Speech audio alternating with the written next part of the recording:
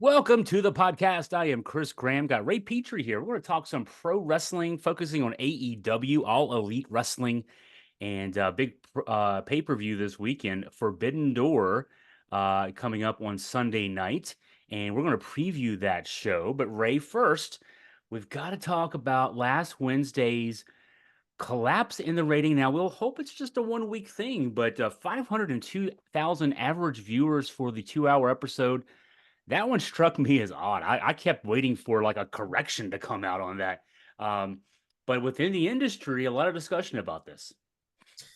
It was like an early AEW collision rating, Yeah. 500,000. I mean, we talked about in our last podcast being in a slump, ratings going down. This was like an anchor falling. Uh, you hope it's a one off. You know, a lot of causes were thrown out there. A lot of, I would not say excuses, but a lot of theories out there about the lead in with Big Bang Theory and things of that nature. But you hope it was just a one-off occurrence. Maybe next week things will go back. It was a good episode. That's the unfortunate part. It was a really great episode of Dynamite. A lot of action. Yeah, I watched it. I thought the same thing. I thought, sat there and watched it that night. It was a really, really action-packed episode. A lot of stuff leading up to Forbidden Door. Collision, same way. Collision is, I'll get your thought on this. Collision seems to be, and when I say of late, maybe the last couple of months at least, maybe longer than that, it feels like they're booking that to be another Rampage. I mean, almost like Rampage is now, I mean, if Rampage is clearly the third show, but I don't know if you used to watch the YouTube shows back in the day. Yeah. I watched them all the time. Rampage is the YouTube show now, which I don't mind. I kind of like the layout of the younger guys getting matches and some squash matches and that kind of thing. But Collision's starting to feel like it came out last year as a clear Yes. second A show. It's now a clear B show. Absolutely. I don't know how the live shows work anymore because I haven't been to one since Dark ended, but I know when, there was Dark, you had those Dark matches for the first hour, and then you moved to Dynamite, and then you moved to Rampage. I feel like a lot of those Dark matches, like you said, have essentially been moved to the back half of the live show, and they're just the Rampage now. Which is, like you said, it's good for supplemental talent. It's good for the younger talent to just have TV time. There's a big difference between working an indie show and working a show that's televised, and learning that is a big step in being on a show like Dynamite or Collision. Like you said, though, Collision, it's a lot of throwaway matches, and unfortunately, guys like Ricky Starks were kind of put on that show and left to die there. Brian Danielson's there often, or was until the Match Dynasty. So a lot of talents on Collision, but they're not really being used properly, and then you're lost in the shuffle because now you're going to Dynamite and no one knows what you did last week. Yeah. You bring up Ricky Starks, and it makes me think we could do a whole show on guys who are lost in the shuffle who aren't even injured. Ricky Starks will be one of those. But let's shift our focus to Forbidden Door. Of course, we have, as we're recording this on Tuesday, we have a Dynamite, we have a Rampage, which will be taped after Dynamite, and we have a Collision to go before Forbidden Door. So we have a few, there's still some go homes to before we get to Forbidden Door. But we have the card for Forbidden Door, and a card subject to change. There may be a tweak or two between now and Sunday night. But I wanted to ask you just of the whole card we know as of right now. What is if you could pick one match that you were looking most forward to, what would that be? Swerve Strickland and Will Ospreay. I think you hope there's no knee-jerk reaction, but unfortunately for Swerve Strickland, that rating is reflective of his championship reign. It happened while he was holding the title. He's the man, so to speak. So I had to guess it would be interference by Don Callis and Swerve would win, but I wonder now if Tony Khan's plans change. I guess I'm really looking forward to that match. I think it's for the first time in a long time. I really don't have an idea of who could win that match. It's very up in the air. Yeah, that's when wrestling's at its best is when we don't know. Too often with AEW shows of late, we see two wrestlers matched up or two teams matched up, and we kind of know where it's going to go. Very rarely does it deviate from that kind of a script. But yeah, I agree with you that one. And the curious thing will be from the booking standpoint. You mentioned how it could go one way, could be Don Callis finally cementing a face turn for Will Ospreay by turning against him and going in favor of Swerve. I thought Swerve kind of last week in his promo that I thought that was a really nice promo back and forth between him and Will Ospreay. Swerve felt heelish there, which he's at his best when he's that. He is. I'm glad they clearly defined the roles in this match. I'm glad that Swerve is trending towards his old character. I don't want to say character, but you know what I mean. Yeah. Bringing the animus to Will Ospreay, making it personal. I like that a lot. I think those two needed that added intensity, that added crux in this match. I'm really interested to see MJF versus Hechicero as well, because Hechicero is a very gifted mat technician. I want to see how well Ospreay. I mean, I'm sorry, how well MJF can move in the ring. I want to see if he's still physically limited or not, because some reports are conflicting whether or not he came back a little earlier than he was supposed to or not. And I would hope that we get a good promo or two from him. I mentioned we have 3 shows between now and Sunday night. He won't, of course, be on Rampage, but I hope we get something good out of him to help sell that match, because that match very hastily thrown together. MJF came back. At first, it was going to be Roosh. They put that on TV for some reason. And now, we're getting a second match with almost no buildup with him. I'm looking at the card, and one thing jumps out, that we've seen the Acclaimed and the Young Bucks interacting with each other, but I don't see anything indicating that there's a match there yet. That may be something that gets added either tomorrow night. I would hope tomorrow night to help for sales standpoint, or maybe at the latest on Saturday with Collision. But that seems logical. There's no tag team championship match on the card. I know they had the match on Dynamite last week, and the stipulation was there was a title eliminator match. I don't know. I don't recall them saying that there was a date planned for that match. You have to assume it'd be Forbidden Door. I mean, like you said, you want the tag titles on the card. Don't know why you wouldn't, but I mean, it is, the match for the TNT title, the ladder match, a women's championship match, TBS match, IWGP match, few one-offs here and there, Owen Hart Cup match. I mean, it is very, very full card. Another late night. Not complaining. I love their shows. I've mentioned this before. To me, their pay-per-views are just great. The match quality is great. They can go a little long. You got to pace yourself as a fan. Get some sleep the night before. But hey, I wanted to throw out. I'm a big Zack Sabre Jr. fan. His matches are so unique. No one else wrestles that style. At least no one on any top level. He's going against Orange Cassidy. I'm curious to see how they'll match together. And the one thing about a Zack Sabre Jr. match, for a good Zack Sabre Jr. match to come off, it has to be wrestled in his style. I've seen him. I think last year's Forbidden Door. I can't remember right off who the opponent was, but they didn't wrestle a Zack Sabre Jr. match. I love his submission style. The whole pace of it is so different than anything else you see. That's why he can be a value to a company, because you're not seeing guys diving through ropes. You're not seeing, a lot of high spots and false finishes and that kind of thing. It's a slower, more traditional match, and it's different than anything else you see today. I love Zack Sabre Jr. I'm so glad you said that. I didn't want to throw that match out as the match I want to look forward to, because it's sort of inconsequential, but I love Orange Cassidy, who I think I will argue up and down he's a very good wrestler in the ring, but Zack Sabre Jr. is on another level. Like you said, in terms of the technical expertise, the way he paces a match, the cadence, the moderation he uses. He doesn't rush through things. Everything looks real. I love Zack Sabre Jr. And he's a great, great talker. He definitely, yeah, he's good at it all, and he's the kind of guy.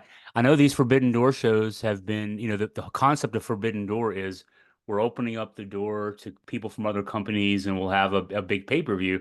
And then Tony Khan has started, not just started, he's very much into the middle of taking a lot of these stars away from the other companies. if he's going to get one more guy to come here full time, I'd love it to be Zack Sabre Jr. And just see him. You know, he could be the kind of guy I think that you could put the TNT title on and let him have a long reign with that, and have some just great technical wrestling matches with that title, almost kind of like TNA in the X division back in the day. Just have a whole different style with that one guy and that one title, and give him a year or so with that belt. He would be a great wrestler to bring back the TNT Open Challenge. A great wrestler. Yeah, yeah. He can work with almost anyone. Yeah, absolutely. I loved when Cody did that. Yeah, that was they brought so many guys in that way. I'll throw out another one that's got my attention. Well, there's two more. I mean, you know, again, this card is packed. Two more Japanese stars that maybe, I mean, certainly they've been exposed to AEW fans a little bit here and there. If you're an AEW fan who started as a New Japan fan, you know the names Shingo Takagi and Tetsuya Naito. Takagi facing Bryan Danielson and Naito facing John Moxley for the IWGP title. I'm looking forward to those as well. I have a follow up question to that in a minute, Okay. but Bryan Danielson and Shingo Takagi will be an incredible match. An incredible match. I have no doubt about that. Those two, Shingo Takagi, is such a great, strong style wrestler. Bryan Danielson, so good at striking, throwing the grappling. I'm sure that'll be great. Moxley versus Naito. Um, Obviously, well, not obviously, I should say. John Moxley took the title from Naito. So it's a rematch. I've been a fan of Naito's for a long time. What are your thoughts on John Moxley? You know, I was excited when he came in 5 years ago, when he made that first appearance at Double or Nothing. He had just left WWE, and you know, I don't know. At this point, it feels like he's you know, his matches, you know, like a lot of guys, you have to wrestle the John Moxley style of match. I don't like his style of match. I just it's brawling. You know, he's Bruiser Brody without the size or the wild look. Yeah, Um, and I don't like the whole BBC thing, and haven't for a long, long time. I wish that, you know, those guys, you know, Claudio Castagnoli, Brian Danielson, Wheeler Yuta, and John Moxley. I would like to see those guys wrestle each other. yeah, And the BBC, as a result, because they're still a clique, they don't get to wrestle each other. I'd love to see those guys beating each other's heads in. But from the Moxie standpoint of those four guys, he's probably my third. I'd like to see Yuta continue to grow. And I know the original reason for putting him in that group was to, you know, for the mentorship. And I hope that really behind the scenes they are mentoring him. I know from the yeah. TV standpoint, that's a standpoint. Um, but you know, you know, Moxley of the three stars in that group is the distant third of those guys.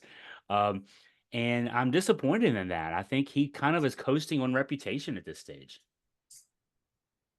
I could not agree more. I I understand there's a market for death matches for that kind of gratuitous violence. It's not for me. And to piggyback, I've never been a fan of the BCC. I think that it limits their potential individually, um, especially Claudio, who's often seen as the third best guy in that group. And Claudio is as good as any wrestler between the ropes in the world as there is. And could be a great heel in sort of a Gunter kind of role if he was given that opportunity. But um, I hope Naito wins the title back from him. I feel bad for New Japan because they have no, with Okada leaving, they really don't have any domestic stars, especially young stars. I mean, they're building, but Naito's on the wrong side of 40, and you know he deserves a longer reign. I don't know if someone from America deserves that belt, but I uh, agree. That's what throws me off is you know, their decision to put the belt on John Moxley, the New Japan folks' decision to put the belt on him.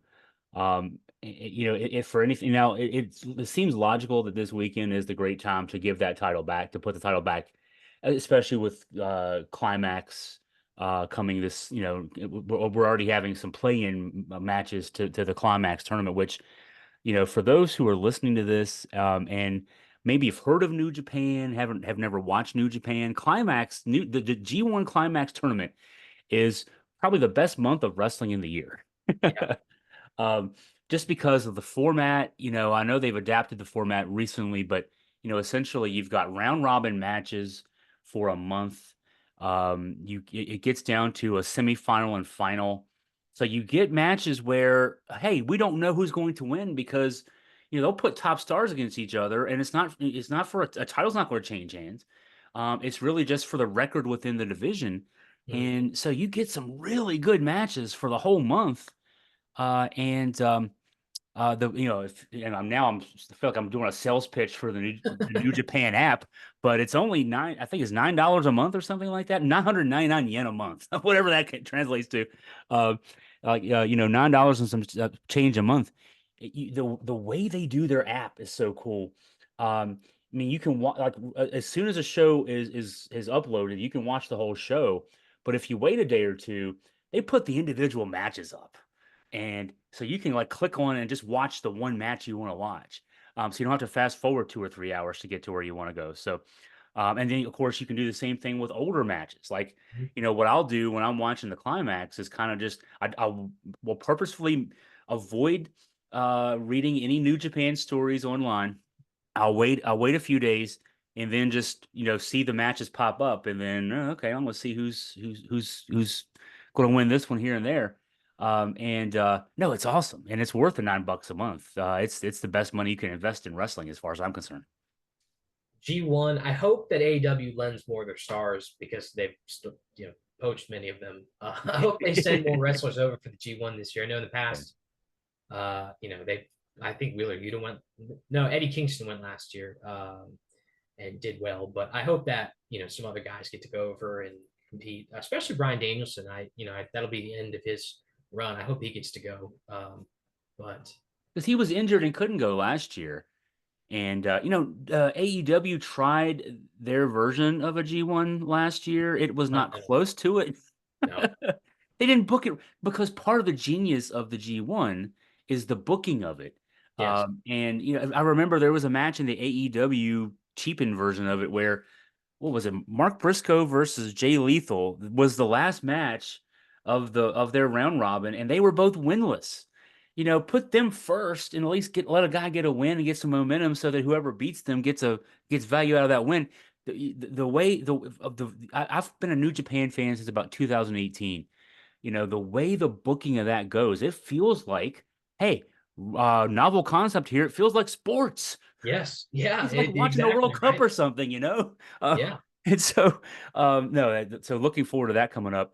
Um, so yeah, hopefully the belt gets back. That's where I went with that was it would make sense for Naito to win the belt back from Moxley, given that, the big prize at the end of the G1 is a title shot for the winner of G1 at the champion. Now that doesn't come up until January, yeah. but it still would make sense to have a Japanese domestic wrestler signed to the company to be the champion even at the end of G1, just so you can have those two guys facing a ring to help sell the Wrestle Kingdom show. So, Absolutely.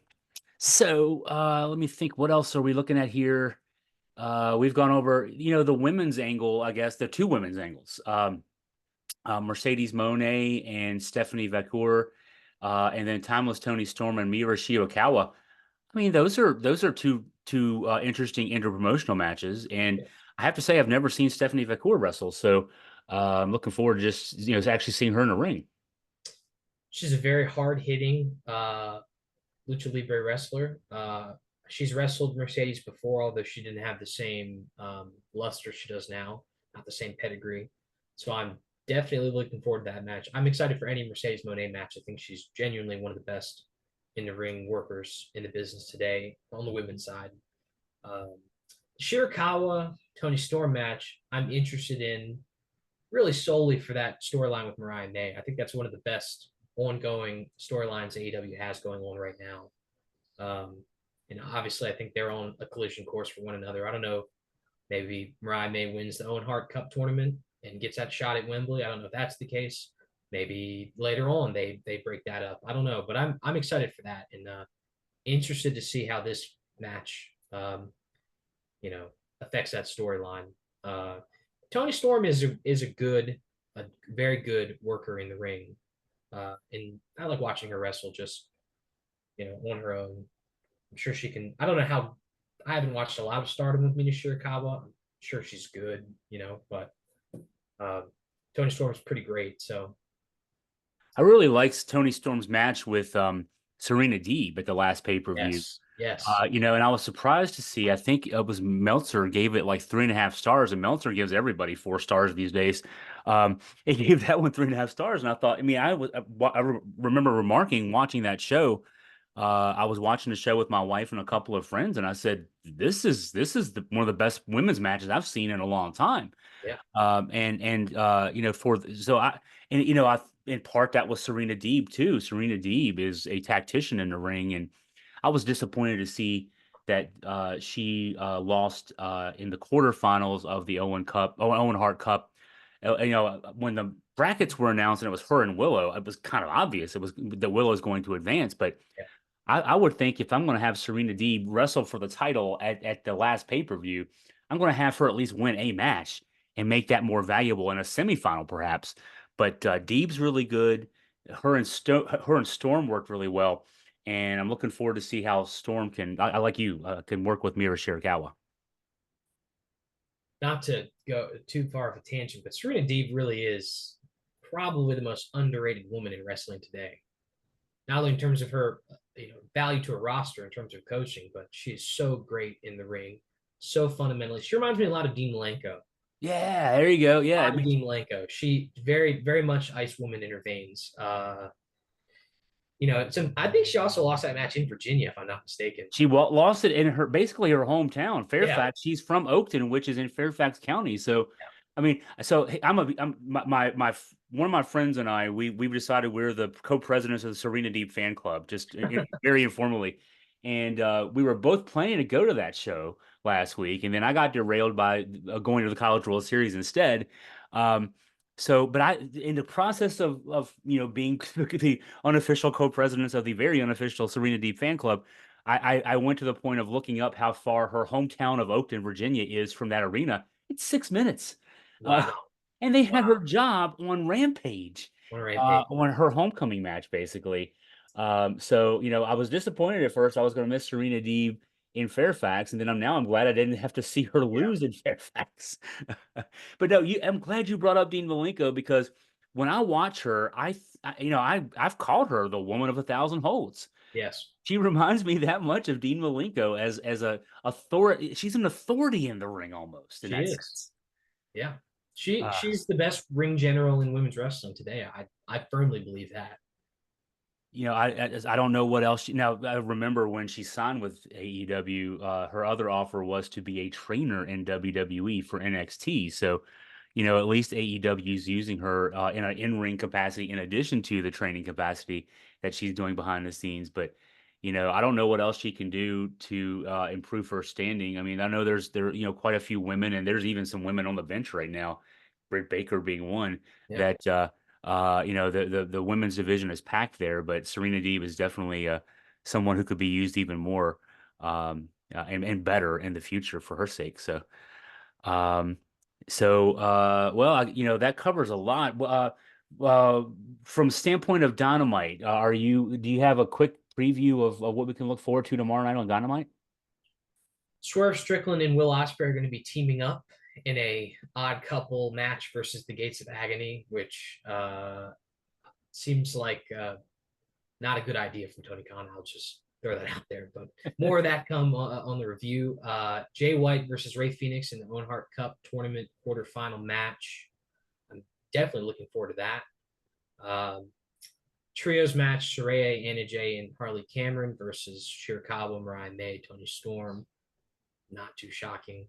And then MJF will have a promo of sorts in Buffalo, addressing last week. And I think also they announced not too long ago Daniel Garcia is going to have a segment, which it's his hometown, so that's not shocking. But I think for right now that's it. I'm pretty sure there's one more spot left in the AEW TNT Championship ladder match. Could be Yes, wrong. there is. That's right. So there's one more spot. So I don't know if they're going to announce a match between now and then. Right. Either do it tomorrow night or save it for Saturday night, perhaps. Yeah, or Yeah. say Saturday night. I don't know if that's going to happen. I mean, it's right now it seems like a light card, but I don't know who's really to say. I would love Jay Lethal has not wrestled for. He hasn't had a match for the ladder match yet. Is he? I think that's right. I don't remember seeing him in there yet. Yeah. I would love to see him in that match. I would love to see him in that match. You Uh, need you need a couple of guys that you think legitimately will win the belt, and then you just need some guys who can make that match exciting to watch. Yeah, yeah, yes, yes. yeah. I Uh, agree. we'll see. The last thing I want to say is if anyone hasn't seen Jeff Jarrett's, it was an uncut exclusive for YouTube after Collision, sort of addressing his participants in the Owen Hart Cup tournament. I don't know if you've seen it yet. I've seen it. Yes, yes. Very powerful. Made me tear up a little bit, and I didn't even really watch Owen Hart before my time. But very good stuff. I applaud AEW for that. They need more of that on the television shows. Just Yeah. out there. Need more of that. But Throw it out there. Yeah, exactly. Oh, Jeff Jarrett's podcast are really good too. A guy who's very insightful. He's been a booker. He grew up in wrestling. His father, his grandmother were promoters, and so he's got a lot of insight. I'd recommend listening to his podcast if you haven't ever done so. Anybody listening out there. Well, from Ray's standpoint, so this is Tuesday as we're recording this. The Dynamite show, of course, is Wednesday. Thursday afternoon, Ray will have his review, and I'm sure there'll also be some looking ahead to Rampage, to Collision, and then of course Forbidden Door. Ray, thank you so much for your time and insight. Look forward to talking to you again soon. thank you, Chris.